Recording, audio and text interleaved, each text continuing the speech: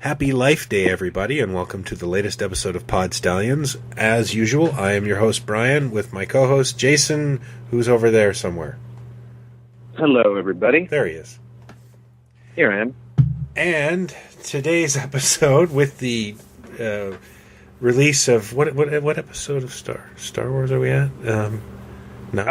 This would be episode 8. 8. The Last Jedi. Star Wars The Last Jedi that comes out. Okay. Yeah.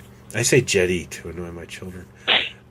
Jedi's okay. We thought we would talk about the greatest and most forgotten chapter, and I know podcasts have covered this before, but damn it, it's worth covering again, is the Star Wars Holiday Special.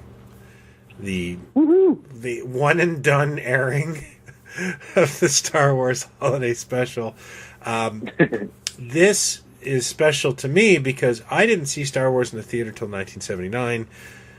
I was already into Star Wars just from osmosis on the playground and seeing pictures and comic books. So the Star Wars Holiday Special is actually the first thing I ever got introduced to that was Star Wars.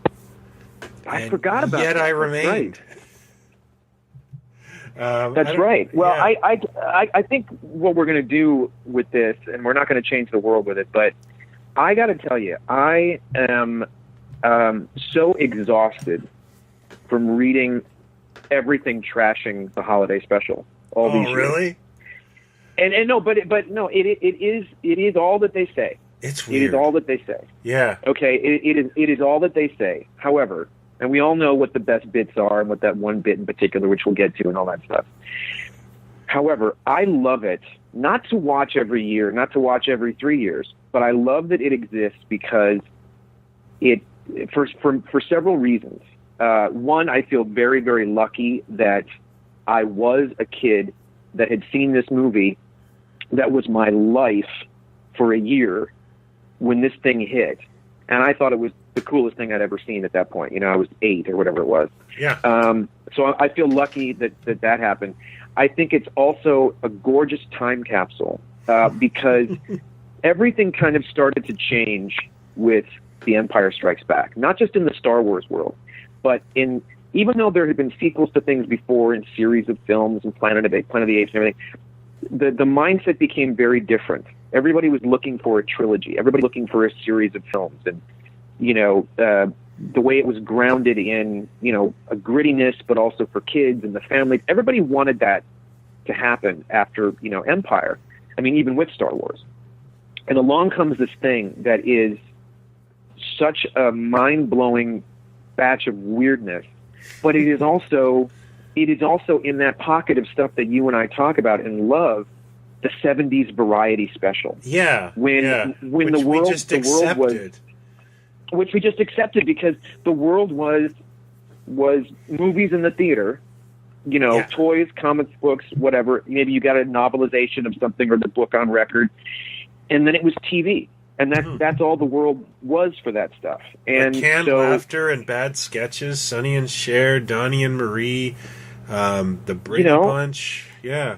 I mean, and I stand by it. And I think if you take it out of that, it looks super weird. But at the time, this was 5 days a week you saw this crap. And it is crap, but it was our crap, I guess. Yeah, it's crap. I mean, there's very little redeeming about the holiday special. But for me, it's like, you know, and I know that most conversations I can manage to bring back to the Beatles, but you know, for a long time, the world sort of trashed the Magical Mystery Tour TV special that was done in '67. Oh my God, it's a disaster. It's like it doesn't go anywhere. And then a shift kind of started to happen. The commercial for that used to scare me as a kid, by the way. It's a trip. It's a trippy thing. But I stand by it as, well, where else can you see the Beatles performing "I Am the Walrus"?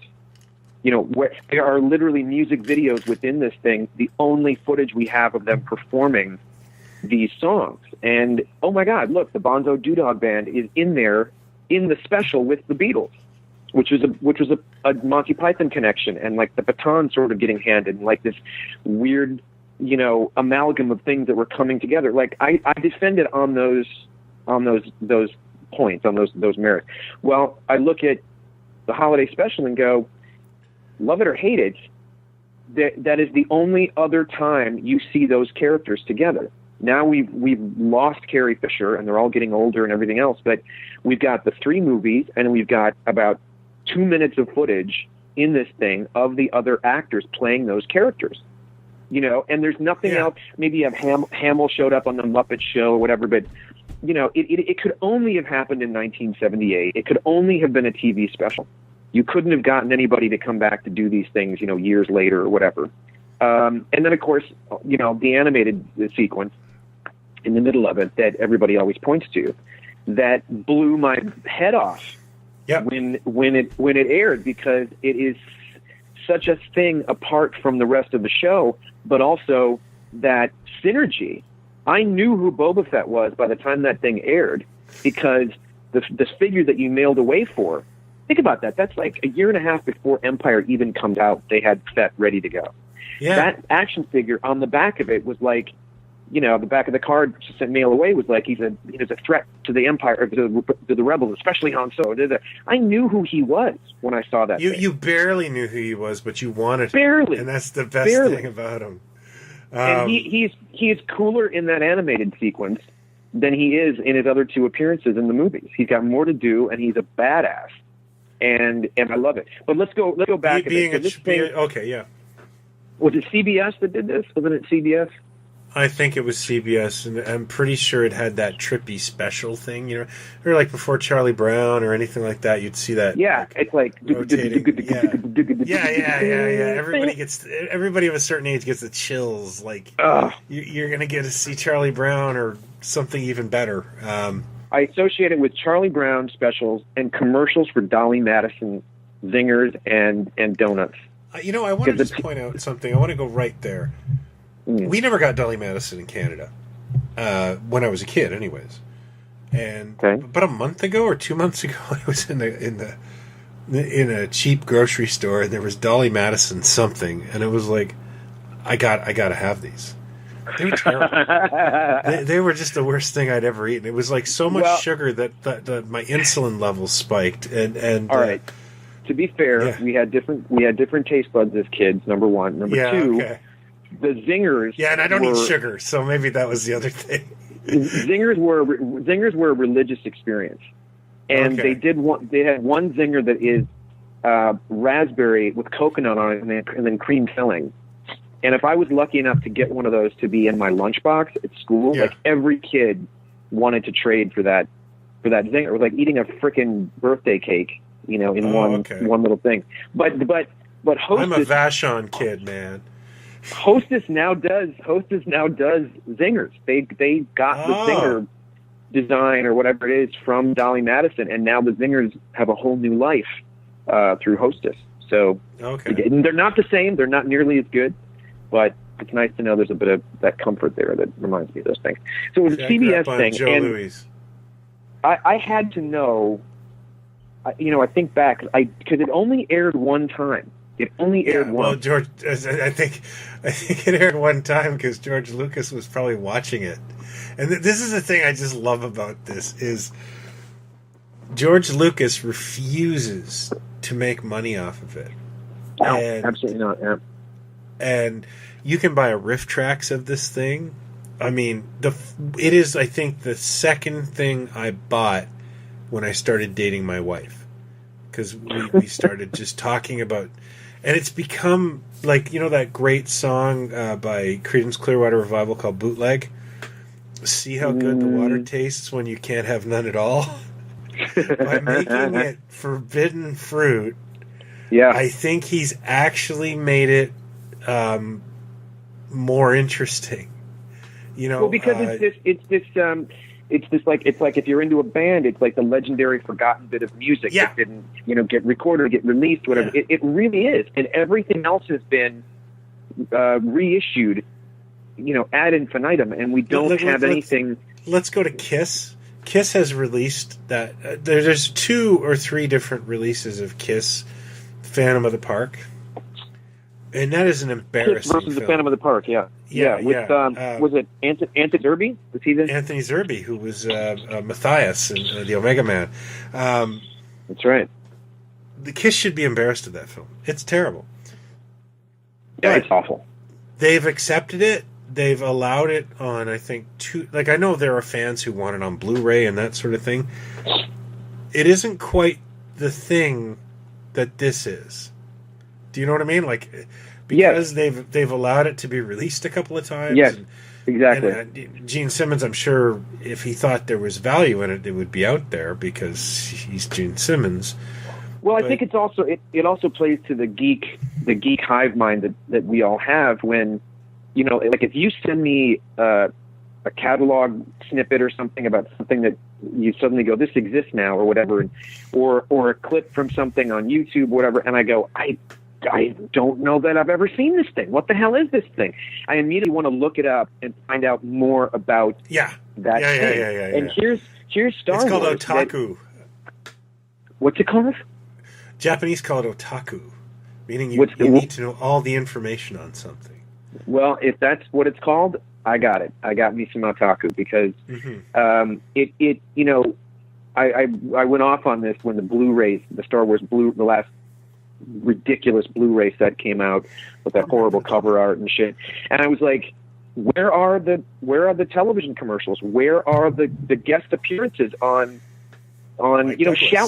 Shout Factory does more for their movies than Lucasfilm did for these Blu-rays, and there's a lot of stuff missing out there that should be just the clips alone, even if it's not the entire show, that should be out there. And the holiday special is one of those things. But here's the funny thing, and part of what sparked me to think of doing this was the fact that Last Jedi is coming out, and I know this thing has been talked about forever. But Hot Toys is doing a 12-inch Boba Fett with the paint apps the way they were in the animated sequence in the holiday special. Oh, that's so cool. And it is one of the coolest Star Wars things I've seen in a decade. They did a 3 3/4 inch figure way back that was like when they were doing those Ralph McQuarrie 4-inch action figures. They did this animated Boba Fett, and it's okay, but it still doesn't quite look. This thing looks more like it came out of the cartoon, the paint apps and the weapons and everything. So there's an audience there, here and there for this stuff, but I don't think in our lifetime we're ever gonna see this thing. But it also, I was getting to about the stuff that all the specials and stuff and the stuff that we know, that universe and those weird things. You and I talk about this too. It's in the pocket of that special time when Star Wars was everything in the world. Yeah. And we did not, and it wasn't completely figured out. Yeah. This guy was called Walrus Man. This guy was called Hammerhead. It wasn't Momon Nadon or whatever. Snaggletooth. And it's also in the pocket of stuff that could be done without Lucas having to necessarily have a hand in it. Because once Empire came along. My favorite things from that period are the Marvel comics of that time, because that really was more Star Wars to me than the film. I hadn't seen the film. And did you get the UK comics? Have you ever seen any of the UK comics from like the late 70s?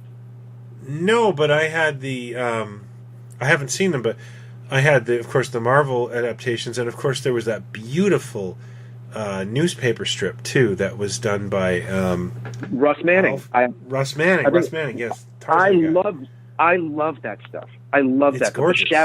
The shadow troopers and the the feathered hair. I love that stuff because it's just there's something so charming about it. It's beautiful. And I'm not saying stuff after 1980 got complicated. I'm just saying it was a different. It's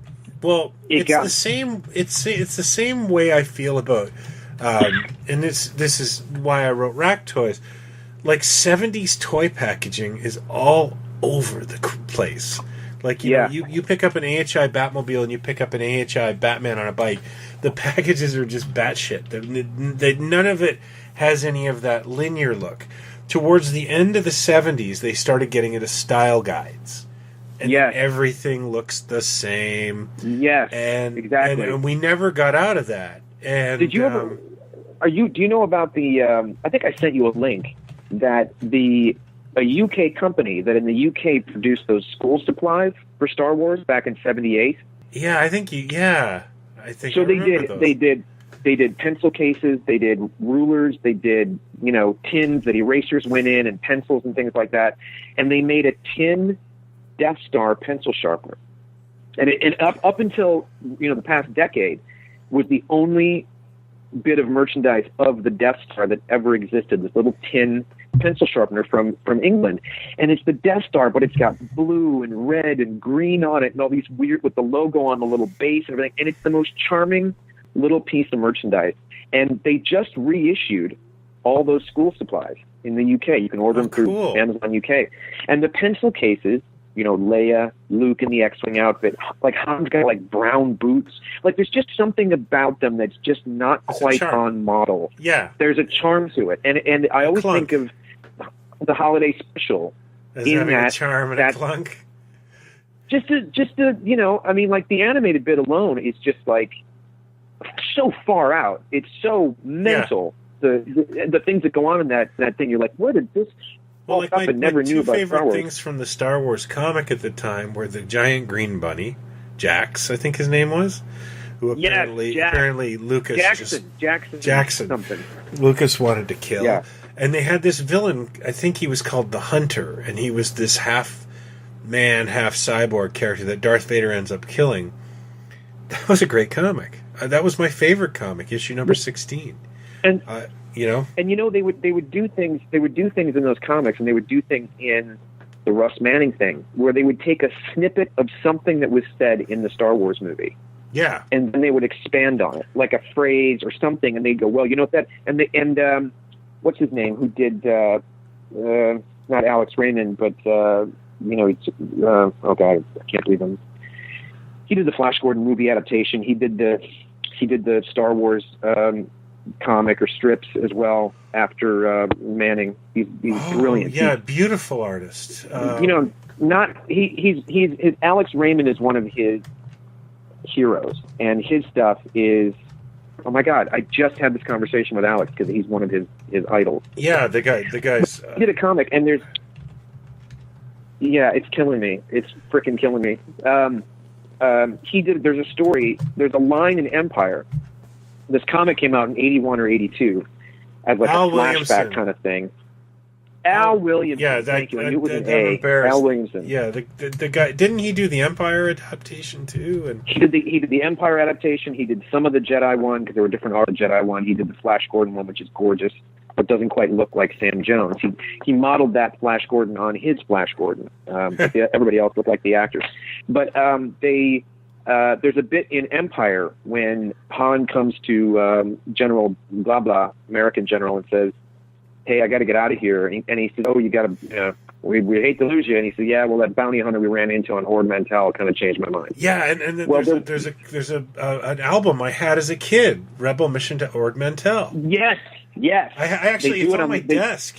The tape is. They do it on the desk. Yes.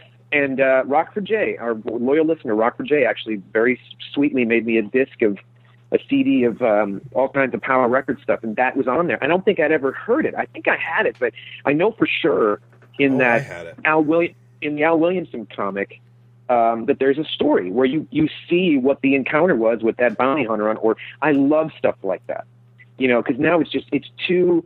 Is it canon? Isn't it canon? Who cares? Just give me a great story, and I love that stuff. And Holiday Special is that to me. So this was 1978. This was I don't know enough of how the phone call got made that somebody was like, "Hey, we want to do this." But it's amazing to think that this movie that was the biggest movie of all time at that point, that somebody was able to go, "Let's do a variety special." It's almost as if, and I can't remember the story, and I think others have told it better, but from what I understand, it was just like Lucas wanted to keep promoting Star Wars, wanted to keep that ball in the air. And how do you do that? And it was such a big hit that there was some sort of, we'd like to do a special on television, and he thought it was a good idea, but he did not exert any creative control. I think he was like knee deep in what he was doing for Empire, I think. Yeah. And didn't. I don't know how much was legally he couldn't put his fingers in there or what, or how much tinkering he could do, but it is insane. And if anybody hasn't seen it, we're not spoiling it for you.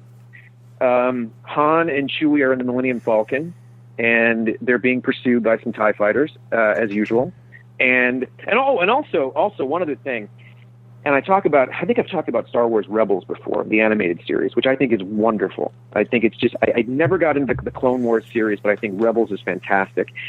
They use a lot of early Macquarie designs for characters and ships and things like that they clearly love this stuff. And it has bits that I sit back and go, I wanted an animated series so bad as a kid. Those 3 years between movies were dreadful, and I just wanted like something to keep us going. And what are they doing in the meantime? What kind of adventures they have? And that's when I would play with my action figures. That's what I pretended to make a series, that it was a TV series. I did the opening credits, and the figures came out of the camera, and all that stuff.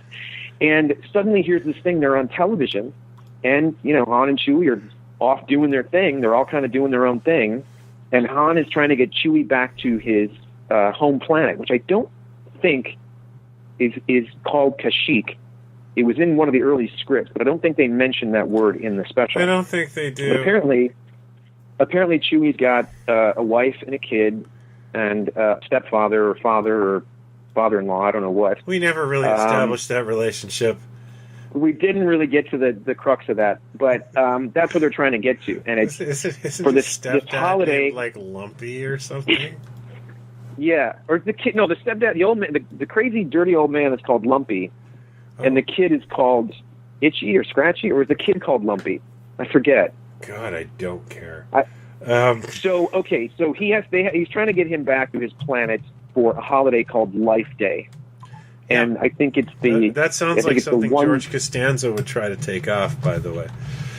I think it's the one day that the special ceremony and everybody gets groomed. It's the one day that all the Wookiees get groomed. They get a little haircut. They all got to pet smart and get cleaned up. Get their eyebrows trimmed, and that happens on Life Day, so we've got to get him back for that. But that's that. Now we're out of Star Wars again, because then we're on the planet and we're in the house with the wife and the kid and the old man, and there is no dialogue. There is no dialogue. It really does just leave you hanging for a while. But I mean, there's not even subtitles. There's not even them growling at each other with a. They're all doing their thing. Like, I don't know who they got to play these people, but I think Rick Baker might have done some of the makeup. They're actually well done. I think the thing that we also should talk about, and this didn't bother me as a kid, because but the transition from film to video, like an old Doctor Who, where like the clips of Darth Vader are just clearly like they just cut them right out of Star Wars, and any of the fight scenes or that sort of thing are just cut out of Star Wars, and then you transition back to this shitty video, this shitty sort of sitcom video. One day at a time looking stuff. And now this, as a kid, I didn't notice any different, but when you watch it as an adult, and I've watched it a few times, the Luke is clearly he's got a ton of makeup on. I think this is around the time of his accident. It was actually after the accident happened, I think. Once he was done filming, I don't think it happened too long after that. So by the time the movie came out, I think his face, he had the work done. But what it was, exactly what you said. I feel like somebody came in and did a makeup job on someone for a movie. Yeah. But the video footage, they shot it on video, and it is so unforgiving. Yeah. That he looks like, it's like he stepped out of La Cage aux Folles to come in and give a speech. And Carrie Fisher's, so that's his scene. Carrie Fisher's in it. R2's in it. 3PO's in it. They got James Earl Jones to do Vader's voice.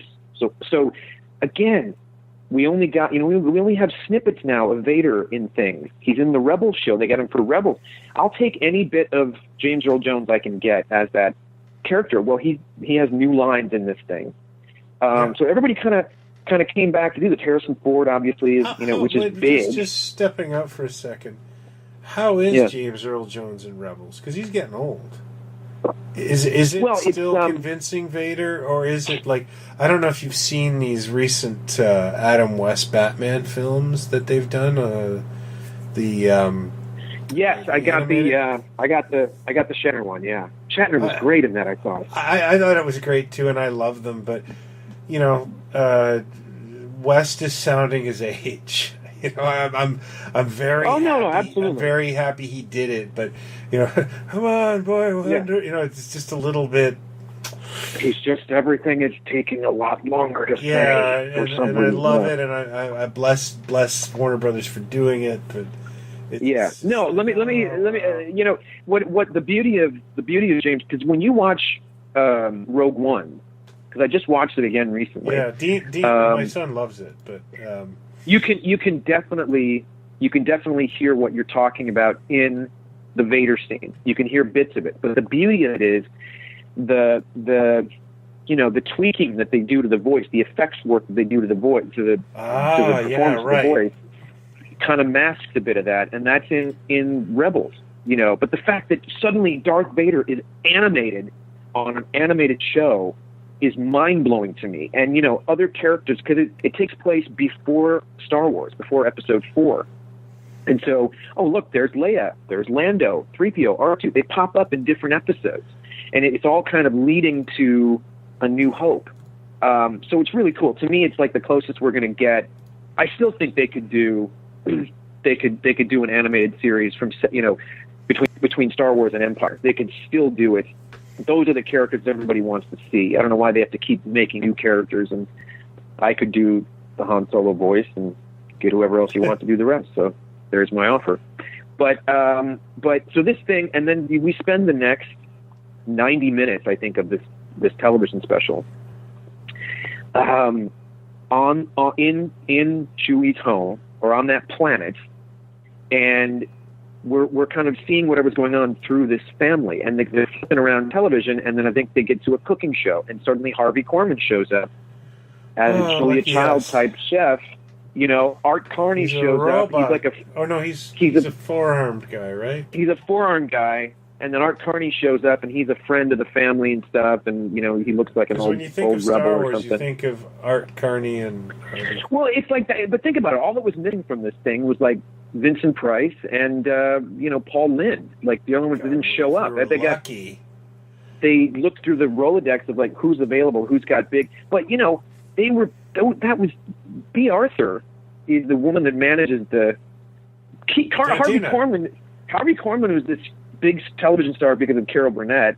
B. Arthur, I think Maude might have been done by then, but she was a really well-known face. And she shows up as the manager of the cantina, and then there are songs, but again, you go back to the cantina, and there's a lot of, they took the characters out of the boxes or whatever, and they're walking around the cantina, and you go, wow, we're actually back in what I think is supposed to be the cantina from Star Wars. Yeah, because the cantina was a lot of that was filmed in L.A., wasn't it? Like, wasn't a lot of the cantina done in post?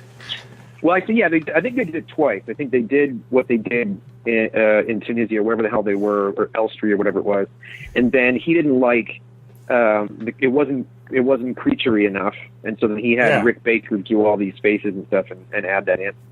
But there's that, and then we're back at the house again, and bad guys come in and do bad things. They're stormtroopers, there's an Imperial guy, and whatever. Then I think there's a bit where the old man, this is the part that everybody kind of talks about as the biggest WTF moment in the thing, is he puts on some kind of virtual reality headset or something, and suddenly, who is it? Diane Carroll? Diane Carroll, yeah. Diane Carroll is in front of him, basically trying to turn him on and Yeah. saying, I'm your fantasy and do whatever you want and, leave the money on the dresser, basically, for this, whatever this encounter is going to be. And he's sort of reacting to it. And it's really, really insane. It's an insane thing. But then the highlight comes up where the kid is looking through the same kind of device or something, and we go into this, out of nowhere, this animated adventure. Yeah. With Han and Chewie, and Luke is in it, and 3PO's in it, and R2's in it, and Vader's in it. And that was Fett done by shows up. actually a Toronto firm called That's right. Nelvana. Nelvana, who did they ended up doing the Droid series, and They ended up doing the droids and Ewoks. Yeah. And really cool story was, early in my career, I ended up, my mentor, my boss at the time, his buddy ran Nelvana at the time. Ooh. And we got dragged in there just for a BS session. Like, we were trying to work with him on something. I honestly can't remember the deal. I just remember the guy. And I was in heaven because there was just animation cells like all over the walls. I was trying hard not to geek out. And it was really cool. I mean, and Nelvana stuff. There's something else that they did, though, too. There's some other famous series or something that they did besides the Droids and Ewoks thing. Do you remember what it was? Well, yeah, they've done tons of cool stuff. They did I believe they did the Beetlejuice cartoon. They did Care Bears. Did they do that special with the Gilda Radner special, the Halloween special? Was that Nelvana? The witch the Halloween that wasn't with like Bazooey and all that. They may have. They did Rock and Rule. Do you remember Rock and Rule? Yeah, that was 80 or something, was it? 81 or 80 or 81? And why on earth I would know that? I'm not sure I've seen the whole thing. I don't know why I would know what freaking year it came out, but believe it or not, I actually have the original Nelvana. They were in talks to do Doctor Who after the show got canceled. And there's an image, right? Wait, I have it. I own it. You have it? Yeah, I got it my buddy goes, there's a whole bunch of shit from Nelvana Animator just dropped off a whole bunch of cells if you want to dig through. And I knew that because I had met a Nelvana Animator in like 90, and he had said, yeah, we're talking about doing Doctor Who. Holy shit, you have that cell. I have that cell in my hallway. My buddy had this huge pile of stuff from Nelvana, and one of them was the Doctor and K9 on the Hill. I own that. I paid $20 for that. Yeah, it's one of my favorite things. I remember seeing that image on, I think it was Ain't It Cool News, that somebody had, and that's the one I'm thinking of, and it was this, he's sort of an amalgam, he's not recognizable in any way. Egon sort of from Ghostbusters, and he's got a big question mark jacket. Yeah. Yes. Oh my God! You got to get it. You got to take a picture of that tonight. Sure. I want to. It got a little damaged in a flood, but it's still there. So they were pretty well known. Again, I want to know more about this. I want to know why a show, that was made, probably at CBS up the road from me, in one of their studios, how they got to Nelvana and said, "Will you guys do this animation?" I'm so happy they did, because Nelvana had such an interesting look to their cartoons. It's kind of everything is kind of rubbery. I remember, in the animated thing, but the Falcon crashes on a planet, and it's like made of liquid. This planet. There's but I was talking weird... more about the caricatures of the characters too. Yeah, and then when you get to them, it's like everything is sort of, Luke looks like even more of a surfer boy than he did, a California surfer boy. Yeah. And every bit of Han is more exaggerated. The nose and his eyes are barely open. And yeah. It's a really goofy kind of caricature of Harrison Ford. Yet it kind of works too. It works, and in fact, it looks a lot like Adam Driver. When you look at it now, you go, "Oh my God, that looks like somebody must have said, oh, Adam Driver looks like Harrison Ford." I hope that wasn't a spoiler for anybody that hasn't seen The Force Awakens. Do you know that there's a Beatles connection to Nelvana? First of all, the two guys that formed it came from my alma mater, which was York University, and they, what is it? What was it? The Passion for... Oh, no, never mind. Sorry. One of the guys who teamed up to start Nelvana, the 3 guys who teamed up to start Nelvana, one of them worked on the Yellow Submarine.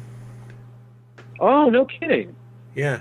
No, I did not know that. See? Yeah. I love that stuff. I'd love to know how, in whatever coked up script meetings that they were having to make this thing. And I think Bruce Valanche is one of the writers on this thing, by the way. He most definitely is. And I want to just go back to Bruce Valanche for 2 seconds. Please. We could do a whole episode on Bruce Valanche. Yeah, with a whole Bruce. About a month ago, Ice Pirates came on TV, and I recorded it. And of course, because it's going to get better. And yeah, it will. I watched the whole thing, and I went on Twitter, and I went, "Ice Pirates is still terrible." Just thought you'd like to know, kind of. And I got told that I was a monster, basically. Like, it's all relative to how old you are, I think, but I got, I don't. Yeah, I don't buy that. I mean, I remember being 9 years old, loving Moonraker when I saw it, and being in the parking lot afterwards with my brother Gino and my dad, and then talking about how goofy it was and the goofy stuff that happened, and knowing that it was goofy and it's not that good. Like, I love Tron. I love the look of Tron. I love the idea. Whenever I would never sit here and go, "It's brilliant. It's so great." Oh, you're so wrong.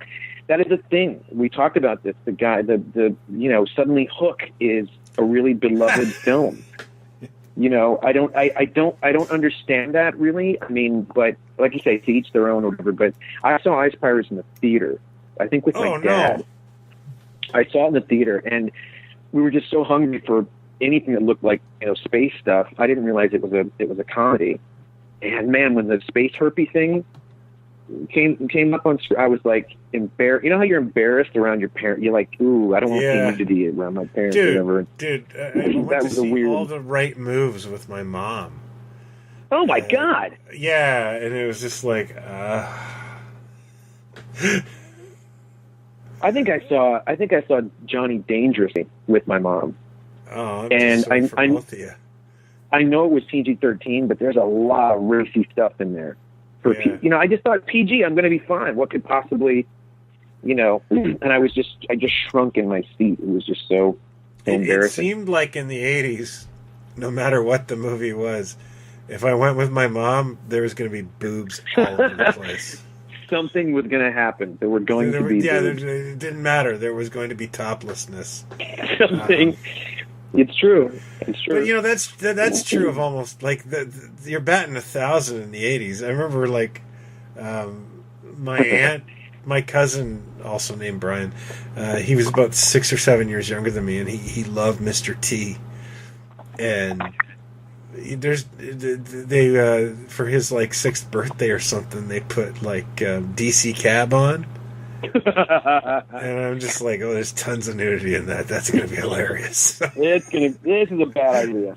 And of course, my mom got a call from her sister going, "Oh my God, I can't believe that happened to me once with a cousin. That my mom was upstairs talking to my aunt or something, and this older cousin put on a Cheech and Chong movie. Oh yeah, and I had never seen a Cheech and Chong movie at that point. Yeah. And suddenly it's getting kind of naked.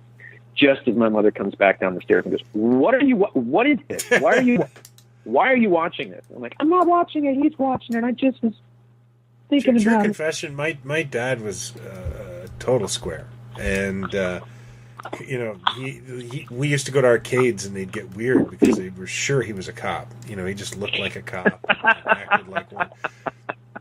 And he loved Cheech and Chong movies. I'm 10 years old at Cheech and Chong movies with my old man. He's howling. And it's just like, I ended up okay, but it was just this weird connection we had where, of course, I'd go to see a Cheech and Chong movie at 10 years old, but maybe he doing this. Maybe he identified with Stacy Keach's cop because he looks so much like a cop. Maybe that was it. Like Strawberry. That must have been it. What was his name? Sergeant Stadenko? I have no idea, but it'd be brilliant if you knew it. That's fantastic. Yeah. Doesn't he turn into a lizard? He turns into a lizard in one of them, right, or something? I'm sure he does. You know what's funny is they are. If you're not a kid, or if you're not stoned out of your brain, they're really hard to watch. They're really hard to watch. They're awful. They're just, and anytime they do a different character, like a kind of a Western guy talking like this kind of thing. Like those are just kind of funny because they're so bad. There's like you're making it up. Was there a script, or are you guys just making it up? We got a location, put that hat on, come over here, say something to him, we'll move on. Like that's Up in Smoke, I think is probably the only one I really like. Because I love how we're talking about the Star Wars Holiday Special, and we managed to get to. Cheech I know why. Because we're talking about nudity. We got on Bruce Valanche. Bruce Valanche led and to I'm pretty sure Ice there was Pirates. Iris Pirates. I was crucified on the internet for daring not to like this 80s property. That's P.S. right. The Goonies sucks. People. I love how the people. Why don't you guys do Ice Pirates toys? Like, oh, okay, yeah, we'll sell tens of those. Four of those. They couldn't sell Big Trouble in Little China figures, which everybody loves. Like, no, it ain't gonna happen.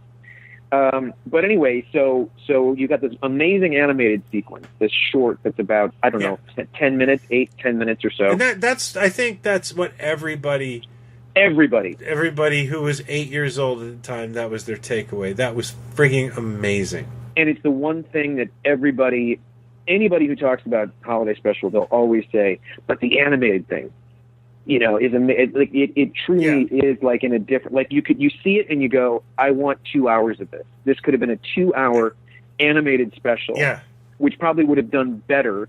But somebody said, no, we got to get Harvey Korman and we got to get so-and-so. And then eventually we get back to it also gives you hindsight as to what Lucas could have done.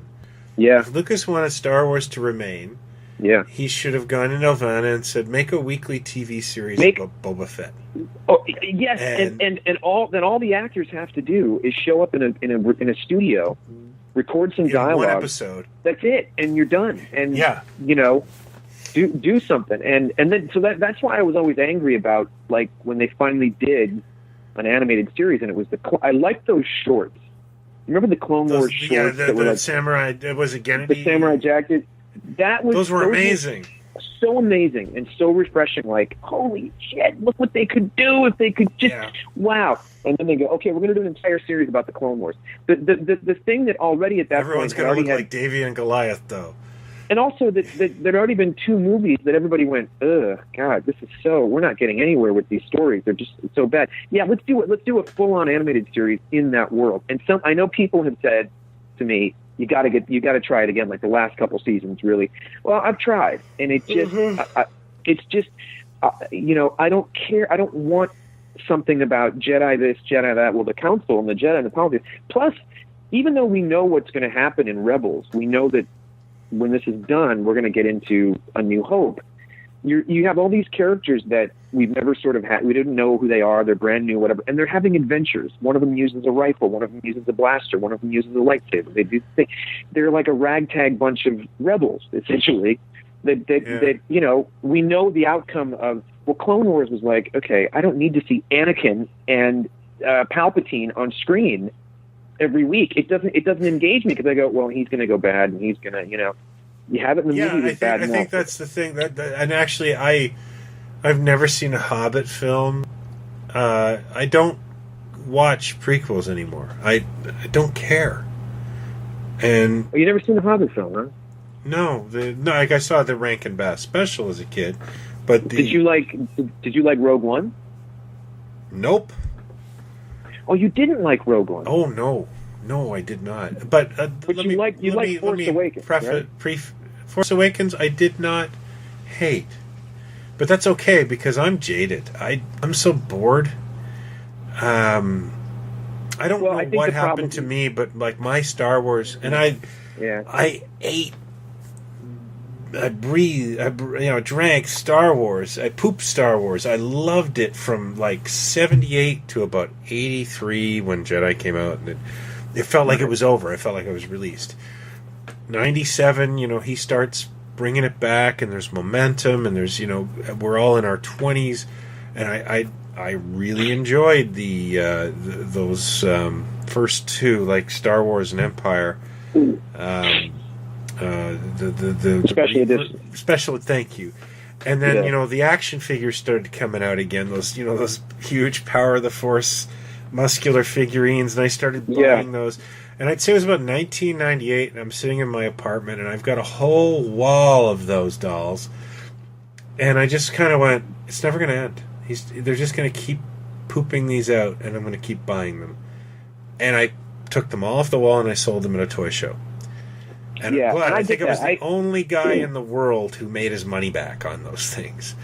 And then, I hit that wall too, because I was getting all those. Yeah, and then I stopped, and then the Phantom Menace came out, and I looked at all the toys, and I went, well, what if I hate the movie? I went and saw the movie. It was okay. I didn't like it that much. I walked out of Attack of the Clones and went, I'm never going to another Star Wars movie again. I hated it so much. Well, I could see the video game scenes in it. I could see the merchandising. I could not see the joy, the love. There was nothing in it for me anymore. I would have been able to excuse Phantom Menace more if the other two had redeemed them in some way. If the other two had done things that were like, okay, we're going to do this boring thing, we're going to set everything up, even though it's a terrible idea to have him be a kid. He should have been a teenager in the first one, lamentable. We're going to do that, and you just go, okay, well, maybe, and then all that. We all know the story about what happened when that got released and everything else. Yeah. But then it was the second one. The second one just really was like, that was the one that just made me angry. And the romance and the what just, romance? The dialogue and just and you're like, oh my god. And so I got completely burned out. And then as soon as I heard about Force Awakens that this thing was going to happen, and Lucas was out of it, and I hate to be this guy, but when they started, the more they talked about it, the more they talked about who was getting involved, from the get-go, I was in, because all it had to do now, it no longer had to live up to this beloved trilogy that is known worldwide and has been for 30-some years, 40 years. Yeah, it had been tarnished a little bit. Now, all it had to do, the high watermark were those original films. The bar had been set so low by the next three that all it had to do was capture the spirit of the original movies, and we'll be off and running. And I think that, like this next one, everything I'm being very careful about what I read, but I think they're very, very conscious that they're going to flip things a bit, and they're going to go places that people aren't expecting with this second one. I hope so, because the first one, as much as I thought it was okay, I also thought, well, this is sort of just another rehash. And I think they nailed the characters better than they have in years. Because I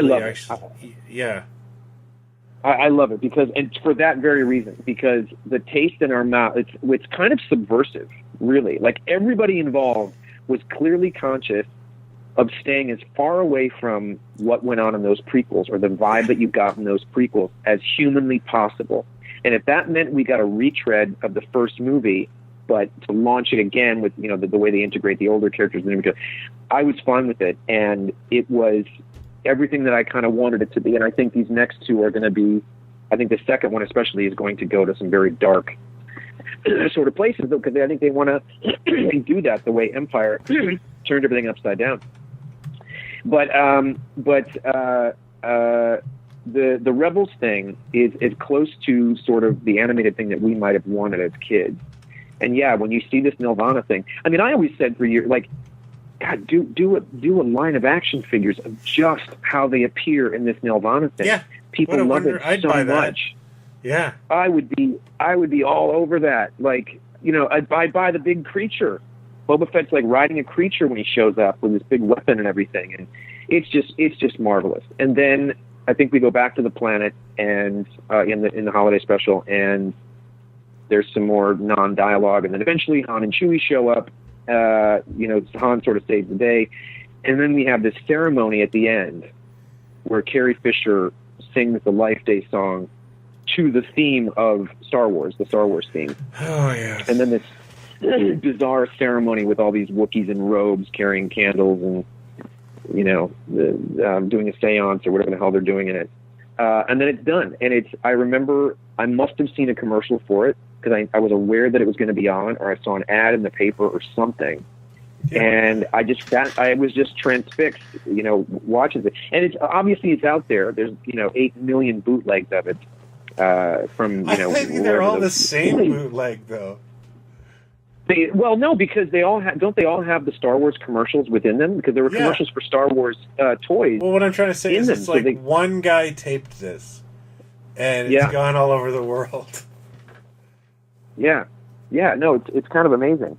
So it's really easy to obtain. I mean, again, you go, if you were smart, let's get an official release out there with making ofs and, studio shots, on the set and stuff like that. And what a fun documentary you could get, like, the people at, like, Ballyhoo Pictures to do about the making of that. While they're still living, let's get... Well, I don't know if Pat Croft's still alive, but let's get Pat Croft and Bruce Valanche and all those folks and talk about... Or Pat Proft, I'm sorry. And talk about what the hell were you thinking? And I'm guessing a lot of it is they just didn't know. There wasn't enough Star Wars to go around. It wasn't in the nomenclature like it is now. It was, Well, I have read some bits in a couple of magazines over the years, and I remember one that was fairly not exhaustive, but it had some great information. And I remember one of the things that was being said was that it was sort of greenlit and made very quickly. Like suddenly they said, let's do it, and they had to go and line everything up. But I just who said let's do an animated thing in the middle here? Let's get an animated thing. Like whose idea? I want to know so much more about this thing that I don't think we're ever going to get. Somebody should do a documentary. It should be, talk to everybody that was involved, and because it is that missing link of. I think there was a big coffee table book before the first prequel came out, I think, or maybe just after the first prequel came out. And it was from Japan, and it was this huge coffee table book, like the Galaxy of Star Wars or something. And just, like they did these books for like the Beatles anthology. They did one called The Pythons, which is a big Monty Python book. And it's these big coffee table things. And this Star Wars one was just loads of photos and timelines. And it was a, typical Japanese book fashion, like really exhaustive. And they eventually did a U.S. release of this book. And I think in this coffee table book that's about, 3 inches thick, there is one page that has photos from the holiday special. Like they managed to get it in there in this official release. And I think it's in the U.S. edition too. Maybe 1 or 2 pages, and that's it. There could be like 50 pages on Star Wars and Empire. There's one page and that's it. That's all I think we've gotten official besides the Boba Fett figure that we got, and now this hot toy version, Kenner was going to do. They had I think it was on the cover of Tomart's magazine back in the 90s, where like Itchy, Lumpy, and someone had sculpted boobs on a Chewbacca figure. That is true. Kenner. They were going to make prototypes. They made prototypes. They were going to do a set of figures. That's right. Yeah. I think I've got that Tomart thing sitting somewhere. Because they were sort of playing with that. There was no Harvey Korman, and I know that fans everywhere seriously and sincerely have asked for a B. Arthur figure over the years. Well, of course they have. Of course. Yeah. But there's always that like April Fool's special that we're going to get, the Blu-ray with a B. Arthur Kenner style action figure. Which I would run out and buy, and I'm sorry I would push you down, Jason, to get one. I would get every character. I would get, if they did a line of figures from this thing and the animated bits, I would get every single. Single figure. Yeah. In fact, I would get Star Wars Holiday Special figures. It's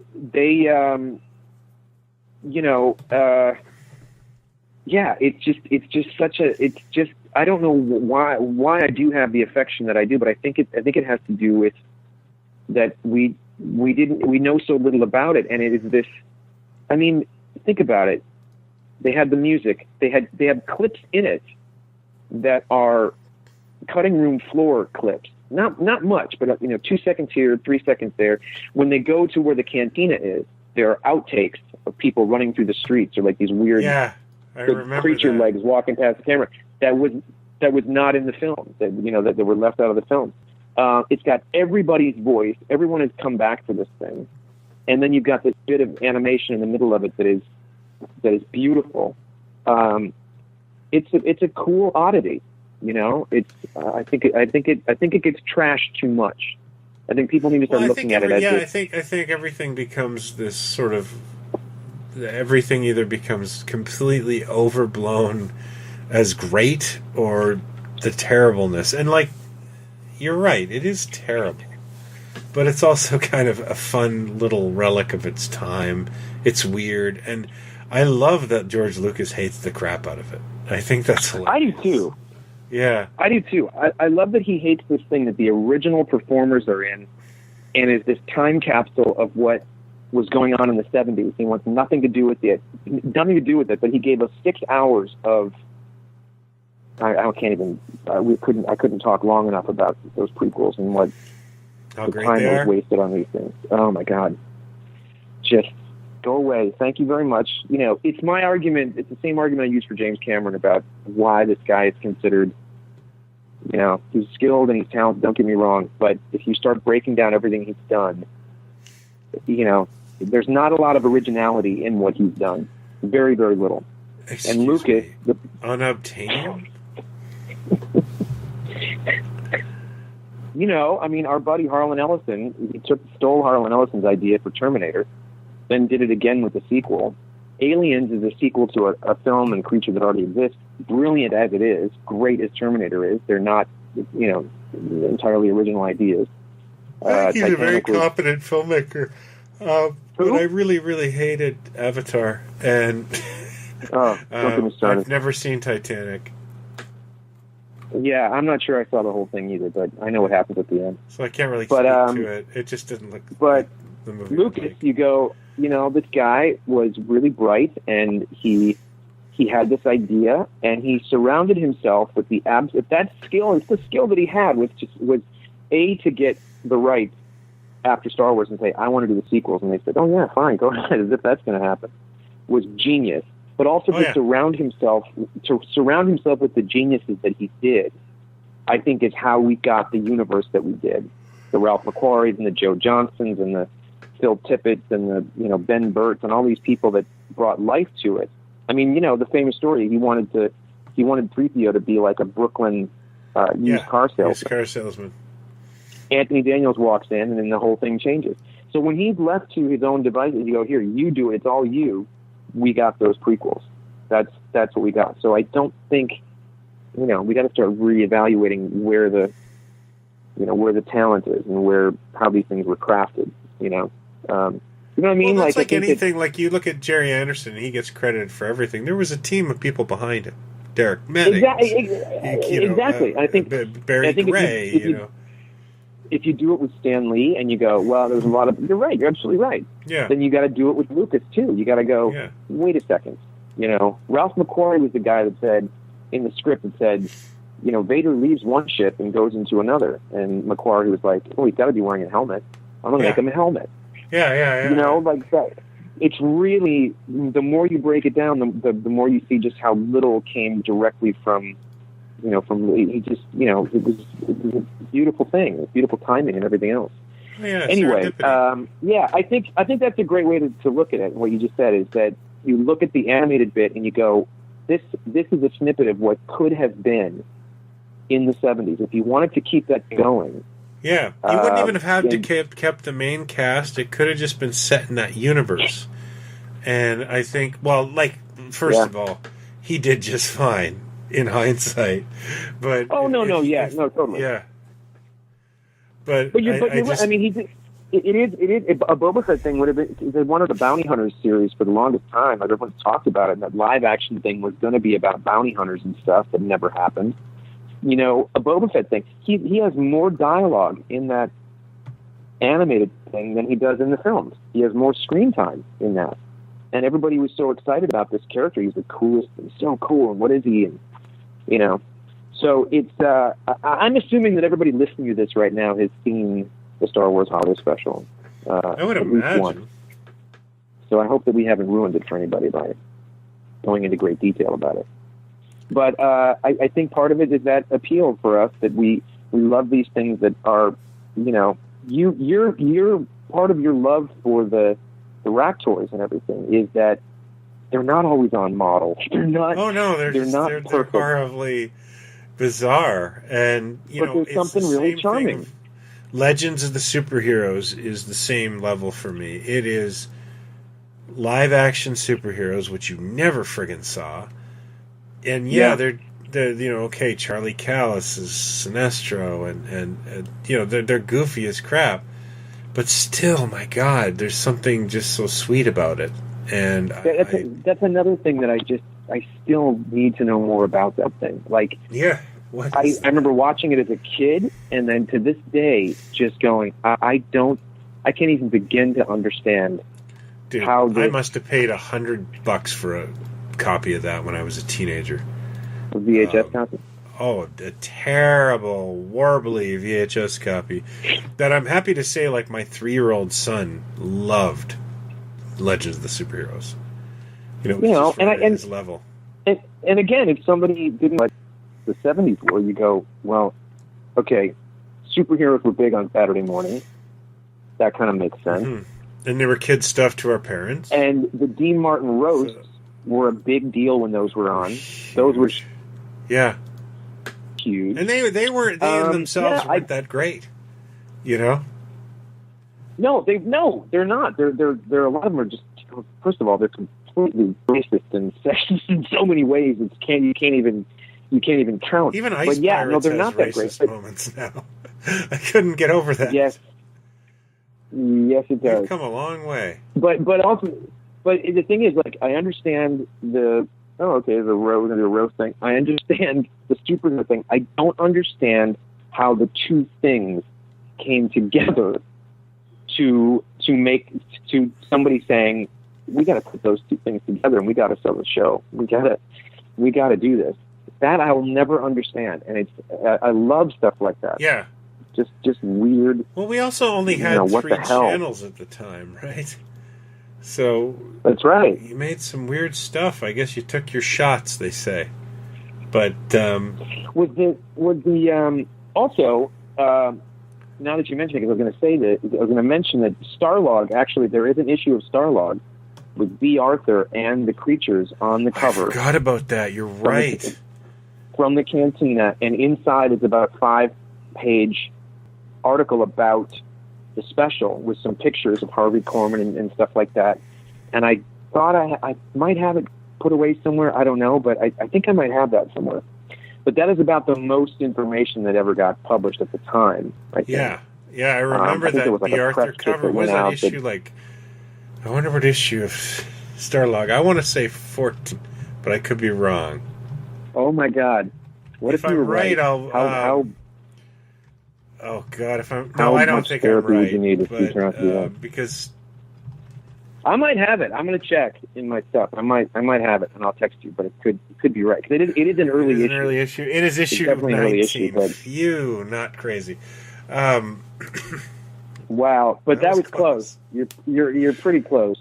You're not off by much. You know what? Let me just. Okay, I haven't looked.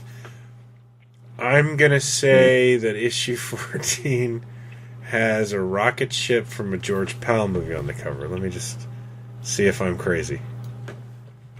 Or a savant, I am not going to doubt they you. Say. No, it's the matte painting Star Wars issue. Okay, I remember that. I had that one too. It's a classic issue. I don't know if I told you this. No, I didn't, because I haven't seen you in a while. I was at a flea market on the weekend. Go figure. And there was a box of Starlogs. Like $2-3 wow. each. And the one that was taped to the front of the long box was the beautiful issue number 2, the Space 1999 cover with Maya and Tony and, the eagle exploding.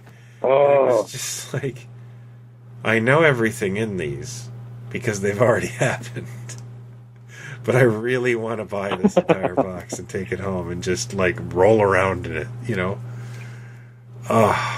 Speaking of which, I think, and I could be wrong, but I thought there was a Legend of the Superhero Starlog cover, but I could be wrong. Yeah. There isn't. Okay. It was on something that I used to lust after in the back of a magazine or something, and go, "Oh, I remember that show. I want to get that or something." But speaking of, I've been telling you about this new magazine. Oh yeah, that is out. There's a British magazine. A British magazine called Infinity. I swear to God, it's written for us. People that have listened to the show. People that have listened to the show know how much I love magazines, probably more than I should, because I know the print is dead. No, it's dying. It's doing great. There's something very charming about magazines, and I read them cover to cover. Now, if I pick up a magazine, I pick up like Q and Empire and Mojo and stuff like that. If I don't pick it up every month, if I look through it or look at the cover and there's about 4 articles that I want to read, I will pick it up. Okay, this magazine Infinity. Okay, we're 4 or 5 issues into it. Issue 1, the making of Blade Runner. Carolyn Monroe is on the cover. Star Trek, Alien Covenant, a huge article on Flash Gordon, the movie. Plus 60s Doctor Who, Philip K. Dick, Star Crash. Okay, issue 3, Space 1999. John Carpenter, The Man from U.N.C.L.E., Star Trek Episode Guide. The Black Hole, Swinging Sci-Fi, tribute to Adam West. Issue 4, loving the whole article on Alien, Moonraker, The Avengers, The Honor Blackman Years, Rise of the Super Machines, Blue Thunder, Airwolf, Street Hawk, 60s Spy-Fi, again, Quatermass and the Pit, Doctor Who, and issue 5 that I sent you a picture of, not Planet of the Apes, the movie, the television series. Captain Scarlet at 50, Sapphire and Steel, Alan Moore, The Incredible Hulk TV series, Doctor Who in the vintage comic universe, and The Invaders, the Irwin Allen That's show. That's not Irwin Allen. That was Quinn Martin. It is like someone. Yeah, Quinn Martin. Did Quinn Martin do Streets of San Francisco? Is that Quinn Martin? I don't know. I'm gonna. Quinn Martin did A Man Called Sloane. Brilliant movie. Oh, no, that's Great show. Brilliant show. Cannon. Wasn't Cannon a Quinn Martin production? Do you remember the TV movie called Breaking Up is Hard to Do, with Robert Conrad and Billy Crystal and some other faces that I've forgotten? And they're all these guys that are going through separation or divorce, and they're out drinking, and they were high school buddies and this and that. Wait a minute, was that actually trying to say Robert Conrad and Billy Crystal went to high school together? Yeah, it was. And Billy Crystal punches Robert Conrad a couple times. So it's science fiction, because Robert Conrad would have been his gym teacher. I remember watching as a kid going, oh man, like I felt bad that Robert Conrad got beat up because he was this tough guy, because we watched Bob Black Sheep and Wild Wild West on the weekends and stuff. So I was ready for A Man Called Sloane. He's oh my God. Yeah, he talked about the Battle of the Network Stars and how Gabe Kaplan skunked him. But you look through this magazine, and it's almost like, I know this sounds egotistical, but I look through it and think, it's like someone's listening to the show and said, let's make a magazine based on the one issue that I've been able to find locally, and I haven't been able to find another issue since. Yeah, it was Space 1999. I think it was the Flint movies were in there, and it was just like, oh my goodness. I mean, not just Flint, like, Matt Helm is in there too in this article. It was like, Matt Helm, yeah. And again, it's a British magazine. They love their magazines, and they really know what they're doing. But anyway, we wanted to tell you guys about it because it's very, very cool, and support your local newsstand, basically, is what we're saying. Yes, absolutely. If you can find it, buy it, and then send them to me. Yeah, and we're trying to do a plug so that maybe they'll do an article on us or something, the more we talk about them. Yeah, that'd be great. And so, the more we talk about them, they might make more issues. Yeah, exactly. So there you go. There's our Star Wars holiday special. Wars holiday special, which we barely talked about, but that's good because it's been talked about to death, and in a way, maybe it is. Maybe it's good that it's just the framework, and we talk about all that. I mean, I really am overjoyed that we went from the holiday special to Cheech and Chong movies. That is not a jump any talk show host could make with anybody, with any guest, and we managed to do it. I think that's pretty impressive. So I'm sure there's nothing new that you guys don't know with all this stuff, but in honor of The Last Jedi, maybe check out Holiday Special again and give it another chance. It might give you a really good, can you imagine sitting through, because it is long. It's a bit of a slog. It's 2 hours. Sitting through it. Almost 2 hours. You know what's really funny is, just before we go, Rogue One came out last Christmas, and we had friends over to play cards or something, and I don't know the husband all that well, and he's a big Star Wars guy. I knew that, and I said, did you like Rogue One? And he loved it, just absolutely adored it. And I was like, I didn't really dig it all that much, and he could not fathom that I didn't like it. Like, it wasn't within his realm to understand that someone couldn't enjoy it. And I was like, it's not that I hated it. It's just it didn't connect with me emotionally. I didn't really care about any of the characters, and then I started talking to him, and I said, I made a joke, like, I think I've made more of a connection with the characters in the Star Wars Holiday Special, and this guy went, "What's that?" Oh, I'm like, you're a big Star Wars fan. How dare you? You've surely heard of it. Like, I wouldn't be surprised that you hadn't seen it, but you're my age. You must have at least heard tell of it. And he was like, "No, I never heard of it." It's like, "But you're a big star." Like, I know he's got the figures at home, and it's like, so I put a little bit of it on, and he just looked at it like it was just, and it was the weirdest thing. It was like he had never heard of Star Wars. Like, it's one thing for just someone off the street to have not heard of it, but this guy was actually a fan. Like, he's a big fan of Star Wars. What's funny about it? It's hilarious. Well, what's funny about it too now is that, I think we're living in an incredible age right now. Okay, for incredible positivity and incredible ugliness as well, because we have this device now that you and I could be talking about something, or you could tell me about a band or something, and I can literally jump online and in 2 minutes have the song that we were talking about, or find the video on the thing, or look for a clip. Everything is out there if you look for it. And I think that a lot of people don't look for stuff. They're not that curious, sort of. The thing with the holiday special is, if you sat that guy down and tried to show him something, I mean, it would be like watching a silent. It would be the weird, because there's also no context for it. Like, I can't imagine trying to show someone that, like a 23-year-old Star Wars fan or something, have you seen the thing? No, I haven't. They would look at it like it was just this mistake, or it wasn't this official thing, or what the hell it was. It has to be put into context sometimes. To me, it's like people that say, well, I know it's a Bond movie, but it was before I was born. Like, it's got to be a kinetic pace, or it's got to be, whatever.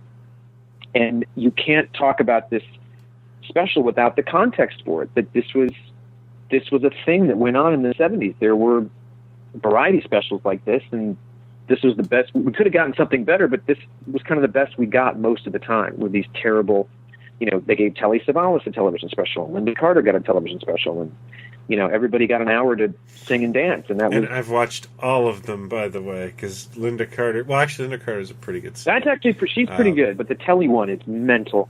That is completely insane. Believe it or not, I have friends who've gone to see Linda Carter sing. Oh, I believe. I would totally see her sing. I'd love to see that. She's got some pipes. She can sing, Oh yeah. But yeah, it is weird to think of just rolling that for somebody, and their mind will be blown, like, what is going on? Because it's not even good as a curiosity. You know what I mean? It's not good. It's terrible. It was, even as a kid, I just thought, okay, this is kind of cool, but I knew that I was bored. I can't remember how I felt as a kid, but I think we were so used to seeing shows like that. like sitting through variety shows. I mean, my parents watched Sonny and Cher. They watched. Yep. They watched Captain and Tennille. The Captain Tennille had a show. Captain and Tennille's show. Tony Orlando and Bunch Dawn had a show. Remember the Tony Orlando and Dawn show? The only thing I remember about watching remember Sonny Bono had his own show, like he split from Cher. No, it was god awful. That I do not. Yeah. That I do not remember. No. Yeah. No. Yeah, it was good. Maybe you blocked it out. I don't recall that at all. But it was that was what they. Shows would go off the air, and then it was like, well, Linda Carter, she's available. The show gets great rate. We've got a summer slot. Let's put an original piece of program. Let's give her a special, And they got pretty decent numbers during the summer reruns and stuff. And I mean, this was obviously a holiday thing, and so they tried to time it that way. But I remember watching it as a kid and just wanting Han Solo I couldn't figure out why the other characters weren't in this thing. Like, I saw Han at the beginning, where they're going to come back any second, and they never came back. They must have gotten them each for a day or whatever it was to do what they did. But it is it definitely was thrown together. It is a footnote of the Star Wars universe that I don't think gets embraced enough because it's. I honestly think if Lucas had just thrown this on VHS in 1997 as an add-on or something, nobody'd be talking about it anymore. I think he actually did by saying I'll smash it, I hate it. He's made it more interesting than it is. Well, there's that, but there's also like I love documentaries on like the Jaws documentary, and I would love a making of. But it also sometimes puts it into even more context for you, where you go, it's a miracle this thing even happened. Like, how did this? And then suddenly you realize what they were going through, or the time frame that they were on, whatever it was, and you go, wow, I kind of admire it a little bit more. Like, I want to know what led to this crazy special. The biggest tragedy of this, though, is we'll never get the full story because dear, sweet, unabashed Carrie Fisher is dead. Yeah, and she could tell it. Yeah, she would be able to tell the funniest stories ever about this thing. I know there was one. Ford was on. What's that? I know that Ford was on either on Conan or somebody, and they mentioned it to him. Yeah. And I don't think they showed a clip, but they mentioned it, and he he claimed he had never seen it, which is believable. But I know that Fisher, in order to do some sort of DVD recording, I think it's rumored that she demanded a copy.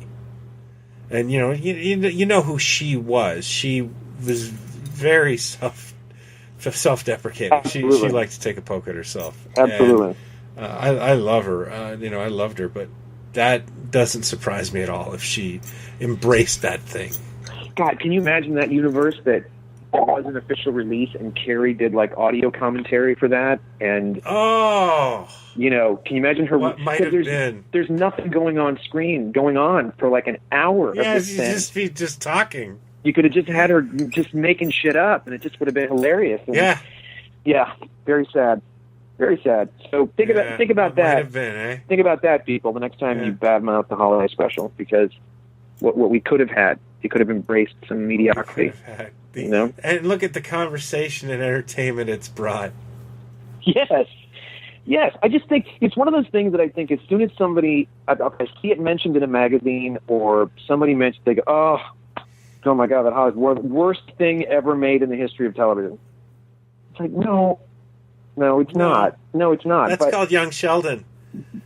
No comment. But it's like really, then you haven't seen much television. And by the nature of what it is, and who's involved with it, and how insane it is, that everything else in this universe was so. It's part, to me, it's part of that universe in the 70s that was just a little off. Empire forward, everything is shipshape and batten down the hatchet, and this is what this guy's called, and this is what it's a through line from the rest. This is this weird thing in there that just it shouldn't be there, but it is. Case in point about style guides, Jason. At work, I won't get in deep into work, but we were selling Star Wars merchandise for a while, And I was ordering it. And one day I just like, what is this thing I bought? I looked inside. It was the same illustrations from the Presto Magic sets I had as a kid. Like, I was like, oh my god. What? I used these as stickers. Like, I recognize them. They're the Presto Magic's art. Somebody grabbed those? Somebody grabbed those in the archives? Like somebody, and I don't want to get anyone in trouble, throw them under the bus, because, you know, I have a job and stuff, but it was the same. It was a it was a Force Awakens the item that we were selling through work, and I ordered like thousands of them and to ship out, and I'm like, what is this thing anyways? And I like cracked the seal and I opened it up. There was drawings of Lando in it. That's fantastic. That is amazing. It's just made me I love laugh that. out loud. Do you have any of those? Yeah, I want one, whatever it is. 2,000 of them. Yeah. Yeah, I think I need one of those. I actually saw something today. There was a sticker book. Yeah. That was, the Topps stickers from the original gum card set. Yeah. And it was a sticker book. And I started flipping through this thing, and I was like instantly 8 years old, looking at these stickers, because they were on my headboard. Yeah, we may be talking about the same thing. No, you said they were Presto Magic. No, I mean, like, the illustrations, maybe they were from the Tops. I can't, like, I just remembered that I had them as a kid. Okay. I think we might be talking about the same thing. Oh, we might be. Whoa, okay. Yeah, because it's got a thing on the front that says, including The Force Awakens or Last Jedi or something, and then there's one page of images of the new cast looking like they do on the top stickers. Oh, that's the thing. Yeah. I'm pretty sure that's the same thing. But yeah, I just kind of thought it was funny. It's like style guides they just never go away, you know? I just love the notion of that thing getting made, and it's like, that's not made. That's made for adults. Yeah. That thing is with the coloring book, but no kid is going to know what the hell the Topps. Yeah, well, you can do that, right? Are. Like, just the same way toy companies recycle, where, like, I have Big Jim stuff that's Matt Mason, and there's He-Man stuff that's Big Jim stuff. It's because you're getting a new audience, and you can recycle a concept, right? Right. Yeah. I just imagine cool parents going, remember I showed you my gum card? Well, here's a book I got you. Well, I think it's Battle Cat from He-Man is actually a Big Jim Tarzan that's the Panther. Yes, and, I did know that, yes. Like, there's Big Jim characters that are... The He-Man, they just stole the concept. Like, Many Faces is just the same face-changing kind of concept as the Big Jim Double Trouble characters, and that's well documented. But, you know, they never thought we'd notice, because they thought we'd just throw our toys away and never think of them again, not become obsessed with them and do podcasts. Did you see the thing that I sent you? The text I sent you with the commercial, the news. Or not commercial, the news piece from Christmas of '78. I haven't watched it yet because I was at a bar with my wife there, and I like started to watch it, and it's like, oh, this is rude. So, because they talk to a Kenner guy. Okay, I'll have to check that out. And it's Christmas. I think it's a Kenner dude. And it's like Christmas of '78, and he said, I think that this could be as perennial as Disney. You know, we could be, 50 years from now, we could be celebrating R2-D2 and these characters, this magical world that George Lucas. What an idiot! Well. We're 40 years in, 10 years to go. He's pretty. I can't go to the friggin' grocery store on the nose there. Yeah. I know. I understand the burnout, but anyway, hope you guys enjoyed that. Hope you learned something, maybe. Thank you as always for listening, and we'll try and squeeze one out before Christmas.